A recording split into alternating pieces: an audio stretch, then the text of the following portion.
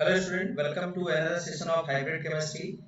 और आज की क्लास में हम लोग बेसिकली पीरियोडिक प्रॉपर्टीज को पढ़ने जा रहे हैं। बेसिकली जैसा कि मैंने बताया था कि periodic properties and periodic classification पूरे चैप्टर का नाम होता है। क्लासिफिकेशन को ऑलमोस्ट हमने कवर कर लिया है। क्लासिफिकेशन को क्लासिफिकेशन को हम लोगों ने कवर कर लिया है। आज का जो सेशन है, आज के सेशन में हम लोग बेसिकली पढ़ने वाले हैं प्रॉपर्टीज को। किसको पढ़ने वाले हैं बेटा? प्रॉपर्टीज। प्रॉपर्टीज या हम इसे कहते हैं पीरियोडिक ट्रेंड्स इन प्रॉपर्टीज। इसी को हम बोलते हैं क्या बेटा? प्रॉपर्टीज या पीरियोडिक ट्रेंड इन प्रॉपर्टीज। तो ये हमने फिनिश कर लिया है, ये ऑलरेडी हमारा फिनिश्ड है और इसको हमें आज स्टार्ट करना है, ठीक है ना? तो टाइम वेस्ट हम लोग नहीं करते हैं, हम लोग आगे बढ़ते हैं।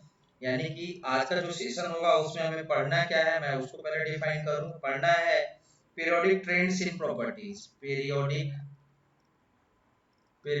ट्रेंड्स इन प्रॉपर्टीज है ना। प्रॉपर्टीज में जो ट्रेंड्स हैं उनको हमें जानना है।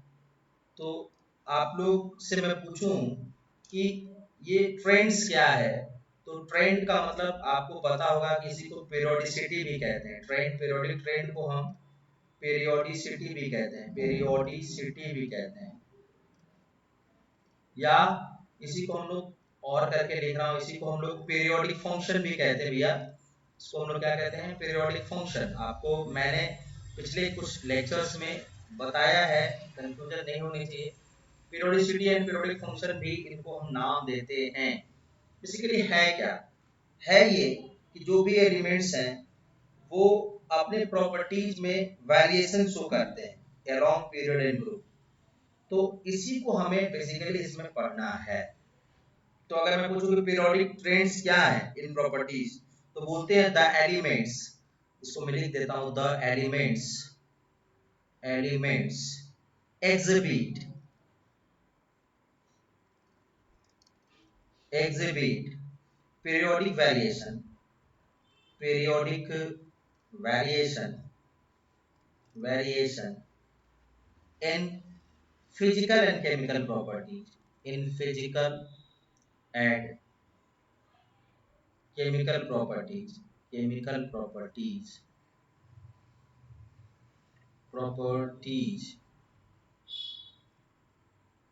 is called beta periodic traits in properties, called periodic traits। समझ में आ रहा है कि नहीं आ रहा? मतलब बिल्कुल क्लियर है कि जो भी प्रॉपर्टीज है उनका किसी पीरियड में या किसी ग्रुप में वेरिएशन होने लगे तो उसको हम बोलते हैं पीरियोडिक ट्रेंड। अब सवाल ये है कि प्रॉपर्टीज कौन कौन से हमें कवर करने हैं भाई। तो मैं अभी आपको बताऊं तो हमें पढ़ने होते हैं एक तो बैलेंस सेल इलेक्ट्रॉन, या इसी को बोलते हैं हम आउटर मोस्ट इलेक्ट्रॉन। कोई डाउट नहीं होना चाहिए, बैलेंस को ही हम आउटर मोस्ट भी बोलते हैं। इसके अलावा हमें पढ़ना होता है वैलेंसी। क्या पढ़ना है बेटा? वैलेंसी, है ना। इसके बाद हमें पढ़ना होता है nuclear charge. What is nuclear charge? अब न्यूक्लियर चार्ज नहीं पढ़ोगे तो प्रॉपर्टी हमें समझ में नहीं आएगा। बात सुन आ रही नहीं आ रही? इसको हमें पढ़ने की मात्र जरूरत इसलिए है क्योंकि हमें प्रॉपर्टी अच्छे से समझ में आए। छोटी क्लासेस के लिए भाई इसका यही इम्पोर्टेंस है। मैं बता दूं, वैसे तो हमारे सिलेबस में नहीं है ये, लेकिन हम लोग बात सकते हैं कि ये एक्स्ट्रा हमें पढ़ना है। ये हम लोग को एक्स्ट्रा कवर करना है, टॉपिक में पढ़ना है। इसको पढ़ लोगे तो जो कंसेप्ट मैं बताने जा रहा हूँ प्रॉपर्टीज, वो इजीली समझ में आएंगी। उसके बाद हम लोग को पढ़ना होता है इफेक्टिव न्यूक्लियर चार्ज। पहला है, दूसरा इसमें पढ़ता है effective nuclear charge. Effective nuclear charge. Then हम लोग को पढ़ना होता है screening effect. Screening effect screening effect पढ़ना होता है, या हम इसी को बोलते हैं शील्डिंग इफेक्ट। क्या बोलते हैं बेटा? शील्डिंग इफेक्ट बोलते हैं, है ना। इतना हमें इसमें कवर करना है जो कि एक्स्ट्रा टॉपिक्स हैं, इनको भी पढ़ाएंगे भाई हम। देन हम लोग अगर आगे बढ़े तो हमें पढ़ना होगा फोर्थ पे एटॉमिक रेडियस। एटॉमिक रेडियस बोलते हैं, या हम इसी को बोलते हैं size of atom. Size of atom बोलते हैं, है ना, साइज ऑफ एटम। फिर हमें पढ़ना होता है मेटालिक कैरेक्टर। मेटालिक कैरेक्टर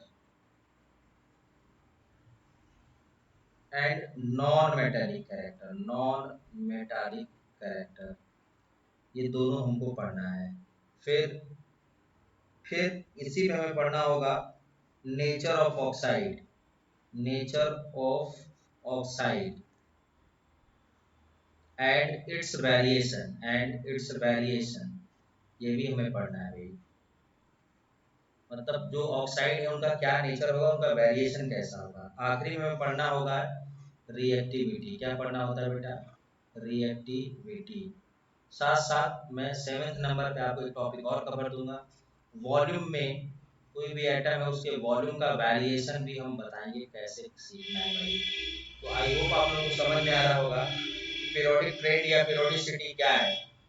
मतलब पीरियोडिक प्रॉपर्टी, कोई भी एलिमेंट अगर अपने अपने प्रॉपर्टी में पीरियोडिकली वेरिएशन को शो करे उसको पीरियोडिक ट्रेंड या पीरियोडिक फंक्शन कहते हैं। लेकिन आपको एक बात ये भी ध्यान होना चाहिए कि बेसिकली ये प्रॉपर्टी कौन कौन है जिनको हमें पढ़ना है। वन बाय वन मैं आपको फिर से क्लियर कर रहा हूँ। एक तो valence shell electron, valency, nuclear charge, effective nuclear charge. Nuclear charge को जेड से रिप्रेजेंट करते हैं, इफेक्टिव न्यूक्लियर चार्ज को जेड इफेक्टिव से रिप्रेजेंट करते हैं। फिर स्क्रीनिंग इफेक्ट या शील्डिंग इफेक्ट भी बोलते हैं। फिर एटॉमिक रेडियस या साइज बोलते हैं। फिर metallic character, non metallic character, और इसी के अंदर हम लोग पढ़ना होगा nature of oxide and it's variation. फिर एलिमेंट्स की रिएक्टिविटी। फिर आखिरी में हम एक टॉपिक और कवर कर लेंगे जिसको हम बोलते हैं वॉल्यूम।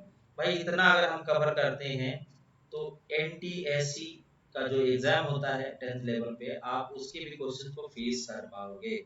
ठीक है, तो टाइम वेस्ट नहीं करते हैं बेटा, हम लोग आगे बढ़ना शुरू करेंगे। My first topic for today session is what is valence shell. What is valence shell? Valence cell.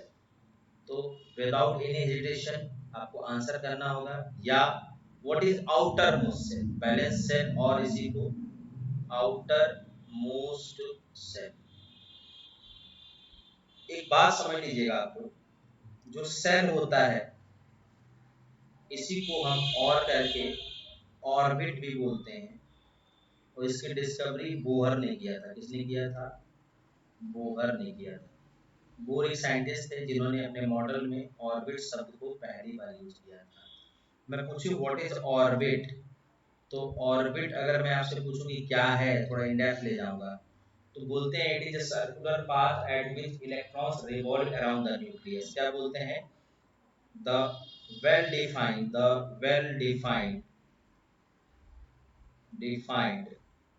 क्या बेटा? Circular path, well defined circular path at which बेटा atoms revolve around the nucleus, या फिक्स सर्कुलर पाथ भी बोलते हैं इसको। इसी को हम ऑर्बिट या सेल बोलते हैं। इसका क्या मतलब है? मैंने कहा ये हमारा पूरा होल एटम है ना, और इसके अंदर ये न्यूक्लियस है। तो न्यूक्लियस के चारों तरफ एक सर्कुलर पाथ बना होता है। ये सर्कुलर पाथ बना है। ये जो सर्कुलर पाथ है इन्हीं को सेल या ऑर्बिट बोलते हैं। इन्हीं को सेल या ऑर्बिट बोलते हैं। मैं इसको थोड़ा और अच्छे से समझाऊं तो आप देखोगे, हमने कहा ये हमारा एटम है, ये इसके ऑर्बिट बने हैं, ऐसे ऐसे ऐसे ऐसे ऐसे। तो बेसिकली यहाँ पे एक नंबर दिया जाता है जिसको मैं ऑलरेडी बता चुका हूँ, वो पीरियड को रिप्रेजेंट करता है। n की वैल्यू यहाँ पे 1 होती है, n की वैल्यू यहाँ 2 होती है, इसके लिए n की वैल्यू 3 होती है, इसके लिए n की वैल्यू 4 होती है, इसके लिए n की वैल्यू 5, इसके लिए n की वैल्यू 6। दैट मीन्स कि आपको समझ में आ रहा है कि n के अलग अलग वैल्यू के लिए हमें अलग अलग ऑर्बिट मिल रहा है, और इन ऑर्बिट का नाम है जिसको n k बोलते हैं, इसको l बोलते हैं, इसको m बोलते हैं, इसको n बोलते हैं, इसको o बोलते हैं, इसको p बोलते हैं। मतलब आपको समझ में आ रहा होगा कि ये सेल्स बने, और सेल को ही हम ऑर्बिट कहते हैं। डिफरेंट डिफरेंट नंबर्स के कॉरेस्पॉन्डिंग डिफरेंट डिफरेंट सेल्स बनते हैं।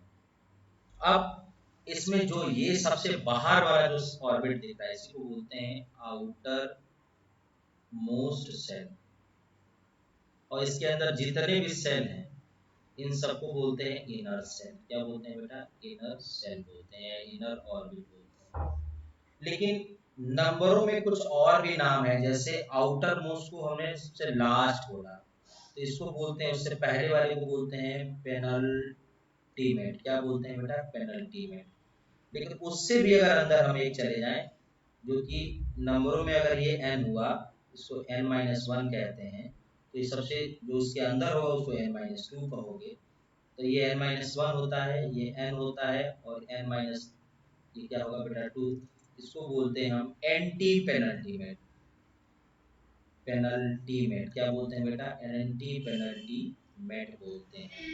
आई होप आप लोगों को समझ में आ रहा होगा। अब इसमें हमें जो नेक्स्ट टॉपिक पढ़ना है, भाई सेल्स पता चल गया, एटम बता दिया, एटम को मैंने काट के अलग अलग दिखा दिया, आउटर कौन होता है, पेनल्टीमेट कौन होता है, एंटी पेनल्टीमेट कौन होते हैं, इनर सेल कौन होता है, के कौन होता है, एल कौन होता है, एम कौन होता है।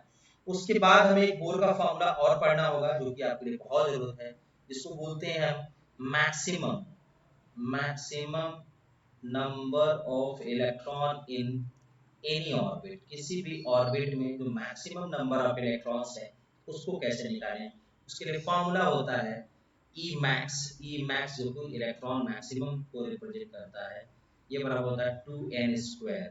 अब आपको पता चल गया कि 2n² एक फॉर्मूला है। क्या है बेटा? ये एक फॉर्मूला है। इस फॉर्मूले की हेल्प से हम अलग अलग सेल्स में इलेक्ट्रॉन निकाल सकते हैं। जैसे मैं k ऑर्बिट की बात करूं या k सेल की बात करूं, तो आपको मालूम है n की वैल्यू इसके लिए n होगा, तो इलेक्ट्रॉन कितना होगा? 2 × 1 का स्क्वायर, दैट इज 2 इलेक्ट्रॉन। अगर l की मैं बात करूं, तो l ऑर्बिट के लिए n की वैल्यू बेटा कितना होता है? मतलब 2 होता है, तो इलेक्ट्रॉन कितना होंगे? 2 × 2 का स्क्वायर, दैट इज 8 इलेक्ट्रॉन। अगर k l के बाद में देखो तो m होता है, जहां पे ऑर्बिट होता है, यहाँ पे n की वैल्यू कितना होता है बेटा? 3। इलेक्ट्रॉन कितना होंगे? 2 × 3 का स्क्वायर, दैट इज 18 इलेक्ट्रॉन्स होंगे। अब इसके बाद n होता है, n पे अगर देखें तो n एक तरह का ऑर्बिट है या सेल है, जिसके लिए स्मॉल n की वैल्यू 4 होता है, और इलेक्ट्रॉन कितना होंगे? बोलो 2 × 4 का स्क्वायर, दैट इज 32 इलेक्ट्रॉन्स। अगर हम n के बाद O की बात करें तो n की वैल्यू इसके लिए 5 होता है, जो कि E = 2 × 5 का स्क्वायर, दैट इज 50 इलेक्ट्रॉन होता है। इस बात को आपको समझ लीजिएगा भाई, किसी को कोई प्रॉब्लम नहीं होनी चाहिए। मैं फिर से क्लियर कर दूं, K में 2 इलेक्ट्रॉन, L में 8, बोलो M में कितना बेटा? 18, N में कितना? 32, और O में कितना बेटा? 50 इलेक्ट्रॉन। इसके बाद कितना? P में कितना? 72 इलेक्ट्रॉन्स। इन नंबर्स को हम याद रखेंगे। समझ में आ गया कि नहीं आ गया? आई होप आप लोगों को समझ में आ रहा होगा कि बैलेंस सेल क्या होता है। बैलेंस सेल जब तक नहीं जानोगे, आउटर मोस्ट नहीं जानोगे, तब तक आप उनके इलेक्ट्रॉन्स को नहीं निकाल पाओगे। बस हमारी नहीं आ रही। अब हम बात करते हैं कुछ एग्जाम्पल्स की। क्या एग्जाम्पल्स हैं? सबसे पहले हम बैलेंस सेल इलेक्ट्रॉन को हमने जान लिया। अब इस बैलेंस सेल इलेक्ट्रॉन को हम किसी ग्रुप में जानने की कोशिश करें, तो ग्रुप में जानने के लिए अगर मैं आपसे पूछूं कि भैया आप बताइए बैलेंस सेल इलेक्ट्रॉन को किसी ग्रुप में आप कैसे आइडेंटिफाई करेंगे, तो सबसे पहले हम लोग बात करेंगे कि बैलेंस सेल अगर मैं इलेक्ट्रॉन की बात करूं, तो सबसे पहले इसका वेरिएशन देखना है। वेरिएशन इसमें इन पीरियड, किसमें बेटा? पीरियड में देखना है। अब पीरियड की मैं बात करूं तो पीरियड हमेशा, पीरियड जहां भी आए तो आप लिखोगे लेफ्ट टू राइट। क्या लिखोगे? Left to right. तब लेफ्ट से राइट में जा रहा है, इसको शॉर्ट में L2R बोलते हैं। L2R में इसके एग्जाम्पल से हम लोग समझते हैं बेटा, जैसे मैं कहूँ सोडियम है, उसके बाद मैग्नीशियम है, एल्यूमिनियम है, सिलिकॉन है, फॉस्फोरस है, सल्फर है, क्लोरीन है, आर्गन है, देन इसके बाद कुछ नहीं होता है, फिर पोटेशियम इधर आ जाता है। इसका कॉन्फ़िगरेशन क्या होता है सब लोग जानोगे, 281। इसका क्या होगा 282, ये 283, ये 284, 285, 286, 287, 288। तो अगर हम इनको ड्रॉ करें, अगर इनके स्ट्रक्चर को अगर हम ड्रॉ करें, तो स्ट्रक्चर ड्रॉ करते हैं किसी एक हाथ पर, जैसे सोडियम को ड्रॉ करना है, सोडियम का ये न्यूक्लियस हुआ और इसके चारों तरफ 3 ऑर्बिट बना दो, या इसको क्या बोलेंगे बोलो, के, इसको क्या एल, इसको एम बोलोगे। समझ में आ रहा है कि नहीं आ रहा है? तो अब आप ऐसे समझेंगे कि ये तो के हो गया, उसके बाद ये एल हो गया, उसके बाद हमारे लिए एम भी हो गया। अब आप देखिए के में 2 इलेक्ट्रॉन, एल में कितने 8 इलेक्ट्रॉन, 1 2 3 4 5 6 7 देन 8, और एम में कितना बेटा 1 इलेक्ट्रॉन से।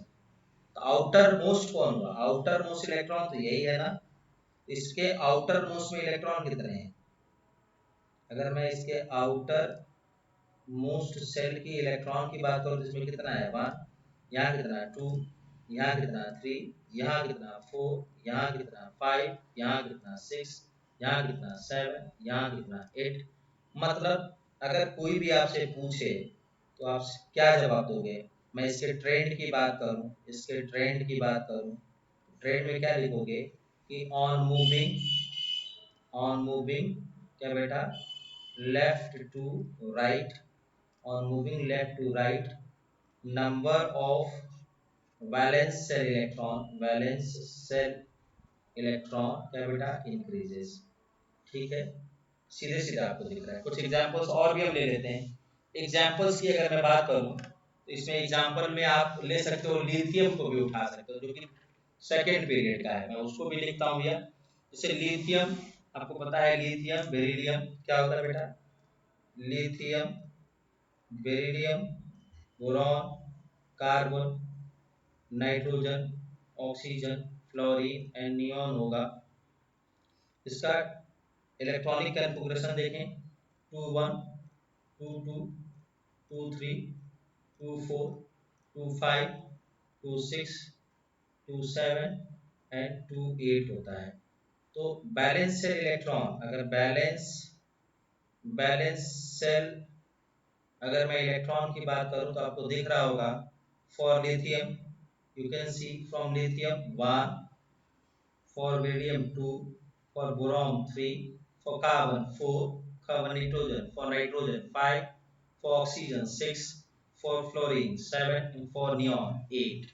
that means कि आपको दिख रहा है यहाँ पे भी दिख रहा है कि लेफ्ट टू राइट मूव करने पे, लेफ्ट टू राइट मूव करने पे, on moving left to right क्या होता है बेटा, valence shell electron, valence shell electron क्या बेटा इंक्रीजेस, इंक्रीजेस। तो मतलब आप इस बात का ध्यान रखना होगा। तो एक चार्ट के फॉर्म में हम लोग इसको समझ लेंगे, इसको चार्ट के फॉर्म में समझेंगे। फिलहाल अभी हम लोग को थोड़ा सा आगे बढ़ना होगा, और टॉपिक का जो नाम होगा उसको हम बोलेंगे बैलेंसी, और बैलेंसी हम लोग को कवर करना है बेसिकली। बैलेंस एंड इलेक्ट्रॉन हमने कवर कर लिया, अब हम बढ़ते हैं बैलेंसी की तरफ।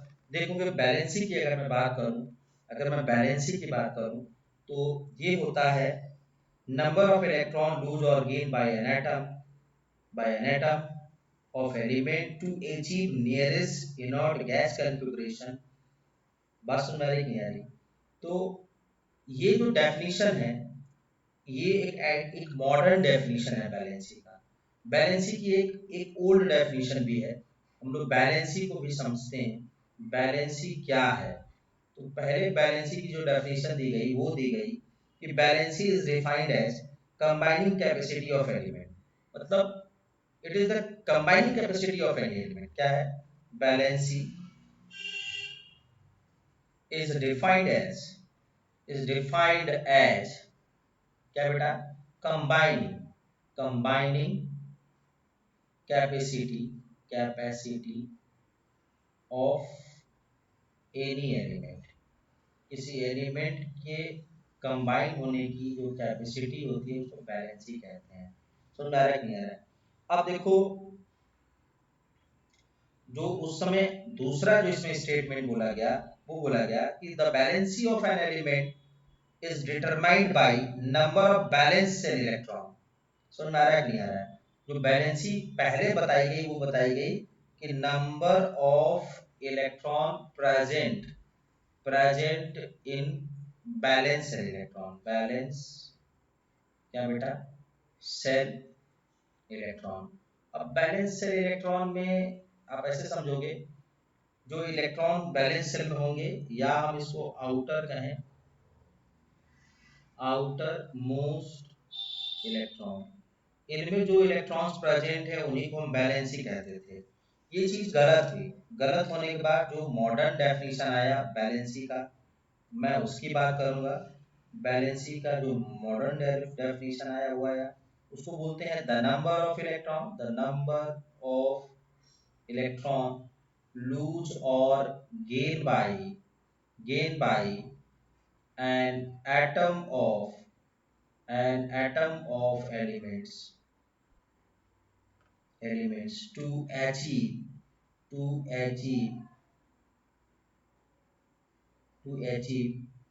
nearest inert gas configuration is called क्या बेटा, बैलेंसी। आप लोग क्लियर हो गया?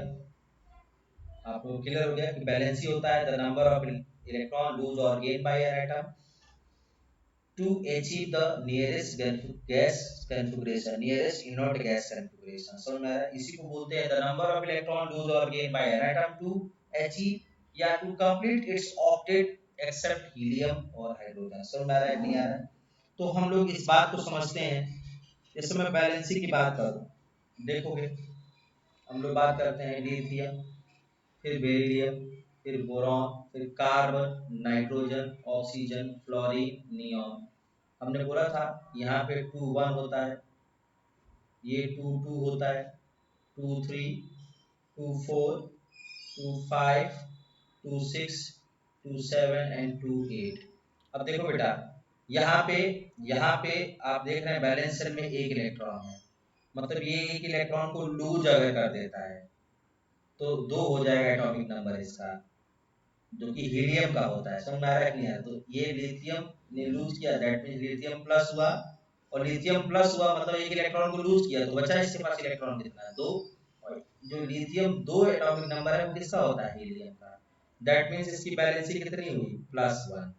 अब यहाँ से 2 इलेक्ट्रॉन ये लूज करेगा, 2 इलेक्ट्रॉन लूज करेगा, फिर से हीलियम के कॉन्फ़िगरेशन को गेन करेगा, मतलब बेरिलियम क्या होगा, 2+ होगा। यहाँ पे क्या करेगा बेटा, ये फिर से 3 इलेक्ट्रॉन को लूज कर देगा, तो ये कितना होगा, हीलियम हो जाएगा, और कितना हो जाएगा इसके ऊपर, 3+। अब इसके बाद देखें तो 4 इलेक्ट्रॉन लूज भी कर सकता है, और अगर 4 इलेक्ट्रॉन ये गेन कर देता है तब भी तो इनर्ट गैस बनेगा भैया। देखो अगर 4 इसमें हम ऐड कर देते हैं तो 4 4 8 + 2 10 हो गया, जो कि नियॉन हो गया, और अगर ये 4 लॉस कर देता है तो हीलियम हो जाता है।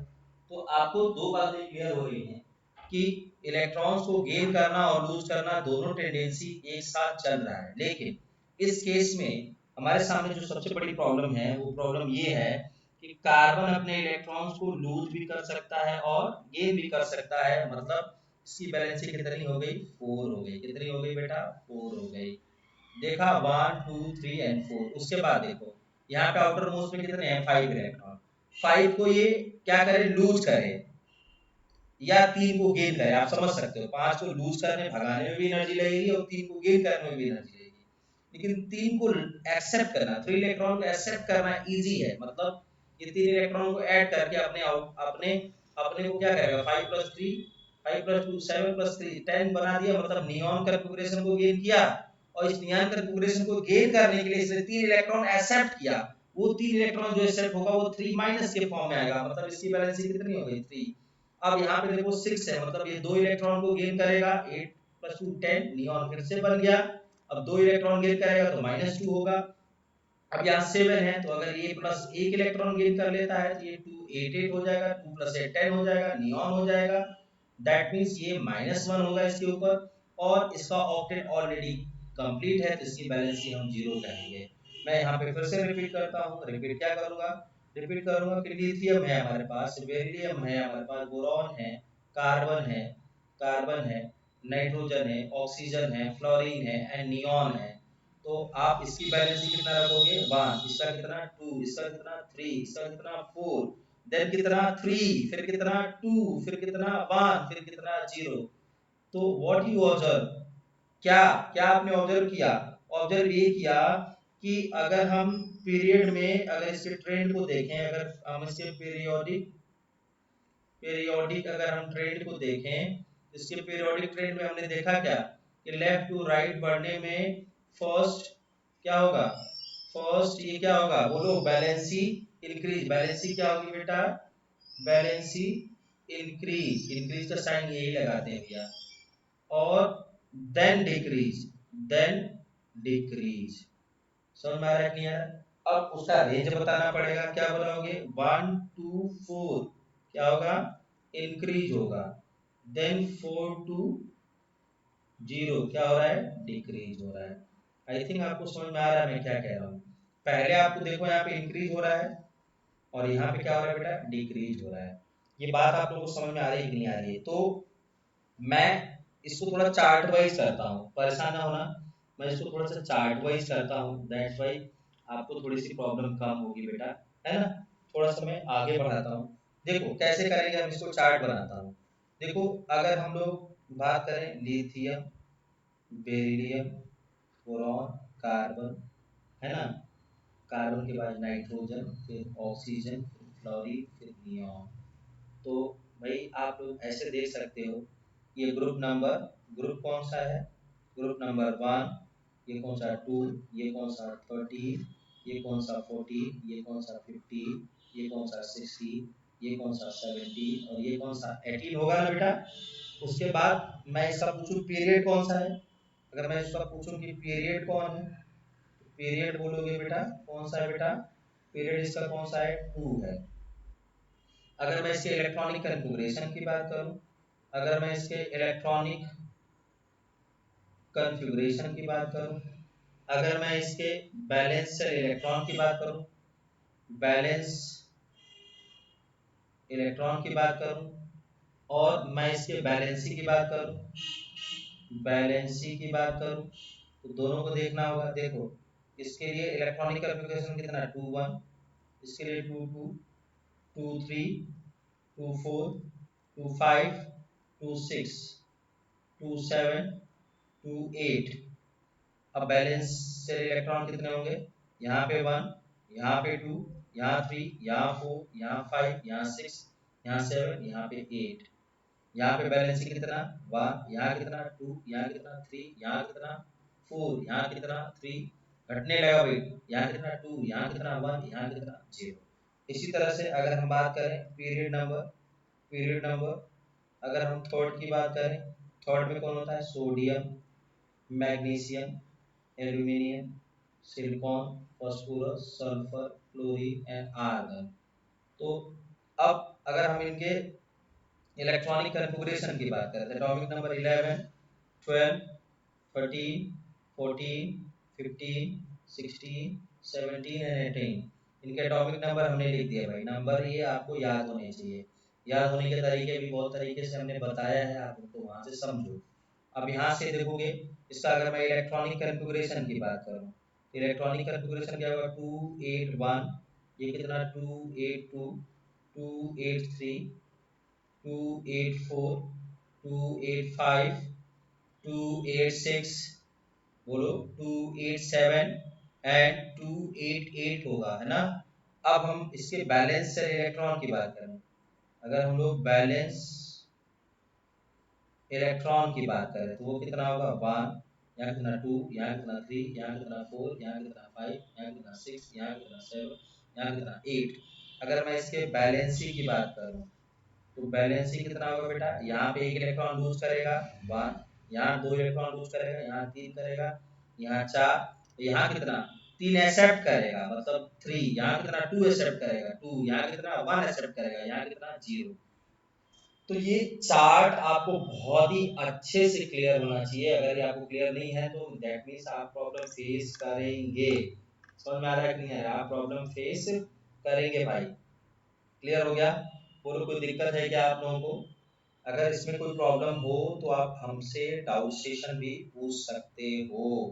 मैंने आप लोगों को ये बेसिकली पीरियड नंबर 2 और पीरियड नंबर 3 के एलिमेंट्स के इन डेटा को आपके सामने रख दिया है, जो कि एनसीईआरटी में भी दिया हुआ है। इनको आप अपने कॉपी में इसी फॉर्मेट में बनाओगे। आगे बढ़ते हैं, टाइम वेस्ट नहीं करते हैं। नेक्स्ट हमारा है क्या बेटा, पीरियोडिक ट्रेंड इन ग्रुप। पीरियोडिक ट्रेंड, इसमें बेटा ट्रेंड इन ग्रुप। इन ग्रुप अगर ग्रुप में हम देखें तो आप ऐसे याद रखोगे, जैसे लिथियम है, सोडियम है, पोटेशियम है, तो देखो इसका 2 1 होता है, ये 2 8 1 होता है, ये 2 8 8 1 होता है। तो आप देखोगे अगेन इसमें आउटर मोस्ट कौन है भाई, मैं आपको समझाऊं तो आउटर मोस्ट यही है। तो आपने क्या देखा कि इसमें दो बातें देखी। एक तो देखा कि on moving on moving on moving down the group, down the group क्या लिखोगे, on moving down the group from क्या बेटा, top to bottom, from top to bottom. Top to bottom अगर डाउन की मैं बात करूं तो उसमें आप लिखोगे number of valence shell electron, valence shell electrons क्या बेटा, रिमेन्स कांस्टेंट, रिमेन्स कांस्टेंट, है ना।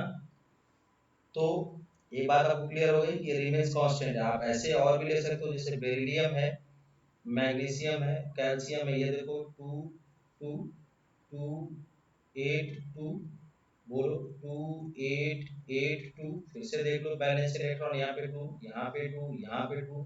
मीन्स ये बात फिक्स हो रहा है कि valence electron top to bottom आने में फिक्स होते हैं, पहली बात। दूसरा, अगर हम ये तो बैलेंस इलेक्ट्रॉन की बात हो गई, बैलेंस इलेक्ट्रॉन की बात हुई। अब अगर मैं कहूँ दूसरा कि बैलेंसी क्या होगा, अगर बैलेंसी की मैं बात करूँ तो आप बैलेंसी देख सकते हो कि इसने एक इलेक्ट्रॉन लूज किया भाई, लिथियम, लिथियम प्लस में गया, दैट मीन्स एक इलेक्ट्रॉन को लूज किया, तो इसके पास कितने इलेक्ट्रॉन रह गए, 2। तो इसकी बैलेंसी कितनी हो गई भैया, 1 हो गया। लिथियम के बाद अगर मैं सोडियम की बात करूँ, सोडियम भी एक इलेक्ट्रॉन इसका भगा दो बाहर, सोडियम प्लस, तो एक इलेक्ट्रॉन निकल के बाहर आ गया, तो इसकी बैलेंसी भी कितनी होगी, 1 होगी।